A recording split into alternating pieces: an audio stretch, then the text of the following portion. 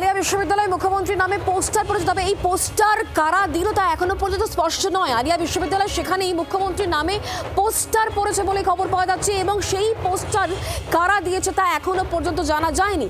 আলিয়া বিশ্ববিদ্যালয় সেখানেই মুখ্যমন্ত্রীর নামে পোস্টার, মিথ্যে আশ্বাসের দিন শেষ, এবার বাস্তব উন্নয়ন, এমনই লেখা হয়েছে।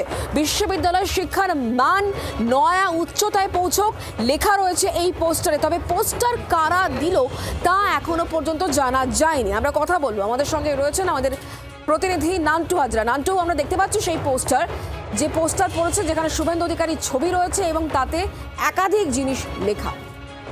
দেখো, একেবারে আজকে দুপুরে হঠাৎই নজরে আসে যে এই পোস্টার নিউটাউনের যে আলিয়া ইউনিভার্সিটি বিশ্ববিদ্যালয় তার ঠিক গেটে এই পোস্টারটি লাগানো রয়েছে, যেখানে শুভেন্দু অধিকারী মুখ্যমন্ত্রী তার ছবি রয়েছে এবং পরিষ্কারভাবে সেখানে লেখা রয়েছে যে মিথ্যে আশ্বাসের দিন শেষ, আবার বাস্তব উন্নয়নের সময়। মুখ্যমন্ত্রী শুভেন্দু অধিকারী মহাশয়ের নেতৃত্বে আলিয়া বিশ্ববিদ্যালয়ের শিক্ষার মান নতুন উচ্চতায় পৌঁছাক, এমনই লেখা রয়েছে।